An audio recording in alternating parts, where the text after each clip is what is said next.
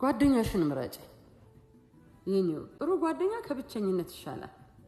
ብቸኝነት ከመጥፎ ጓደኛ ይሻላል። ብቸኝነት ጌጥ ነው።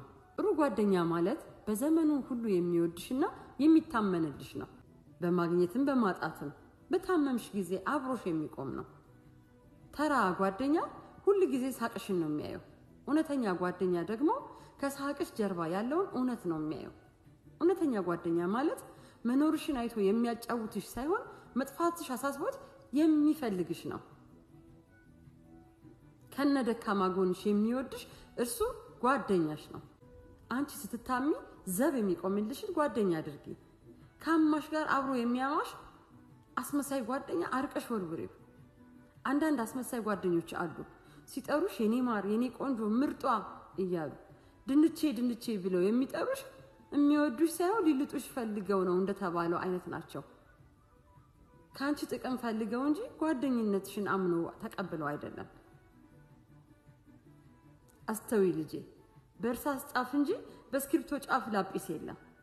ተጠንቅቀሽ መጻፍ እንጂ። የማይጠቅምሽንም ጓደኛ ይዘሽ ከምትሰበሪ ተጠንቅቀሽ በማስተዋል ጓደኛሽን ምረጪ። የኔ ልጅ ልብ በይ። ብዙዎቻችን የተሳሳትን ያለ ነገር አለ። ምን መሰለሽ? አብረን አሳለፍን ማለት ጓደኛ ነው ብለን እናስባለን። አብረን ትምህርት ቤት ተማርን ማለት ጓደኛ ሆንን ብለን እናስባለን።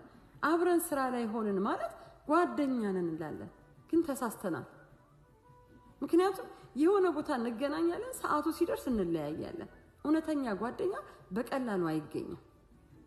የውሸት ጓደኞቻችን የተሻለ ህይወት እንድንመራ በፍጹም አይፈልጉም። ክፉ ጓደኛ ደግሞ እንቅፋት ነው። ጓደኛ ማለት ሁሌም በልብ ውስጥ የሚኖር እንጂ አዲስ ሰው በተዋወቀ ቁጥር የሚለዋወጥ አይደለም። ሰው ባስፈለገሽ ሰዓት ሰው ሆኖ የሚገኝልሽ ነው። መጠለል እየቻለ ከአንቺ ጋር በዝናብ የሚቆም ነው ጓደኛ ማለት።